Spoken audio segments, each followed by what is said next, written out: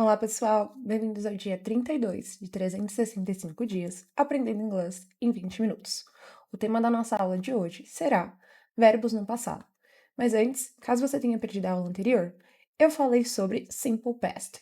Então, eu te ensinei a falar frases que falam sobre um período passado. Mas não se preocupe, que caso você tenha perdido, eu vou deixar o link aqui na descrição desse vídeo. Bora lá para o conteúdo de hoje? Bem, conforme eu fiz na aula de ontem, eu selecionei alguns verbos para te mostrar como eles ficam no passado. Então, quais são as alterações que esses verbos vão sofrer? E para selecionar esses verbos, eu levei em consideração a sua rotina. Então, eu trouxe alguns que serão mais fáceis de você incluir no seu dia a dia para que você pratique a conversação e fixe o conteúdo na memória. Eu fiz também uma tabela, igual à nossa aula de ontem. No lado esquerdo estão os verbos na forma base, então sem alterações, e do lado direito, como eles ficam no passado. Primeiro, eu vou ler os dois simultaneamente e depois eu faço uma revisão somente com os verbos no passado, ok? O primeiro, então, é wake up, que é acordar, e no passado ele fica woke up. O segundo, get up, que é levantar, e no passado vai ficar got up, ok? O próximo é eat, então, comer. E no passado ele fica ate. Aqui é importante eu explicar para vocês que percebe que esses verbos eles não acrescentam ed no final, igual eu falei ontem. Por quê? Esses verbos eles não são regulares, eles são irregulares. Então a mudança deles não tem uma regra a se seguir. Aqui é decoreba mesmo. É sentar, estudar e decorar. Por isso, os verbos regulares são conhecidos como mais fáceis, porque tem essa regrinha geral de você acrescentar ed no final. E também para você identificar quando você estiver vendo algum conteúdo, estudando sobre, esse verbo é regular ou ele é irregular.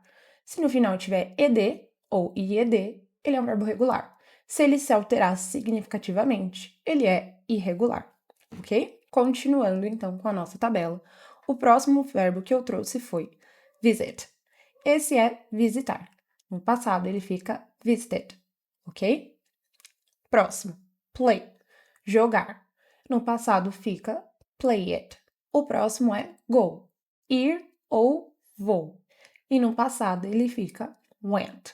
Novamente, um verbo regular. Have, de ter, fica had.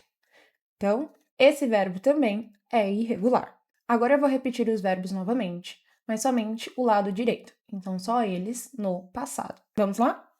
Woke up, got up, ate, visited, played, went, had.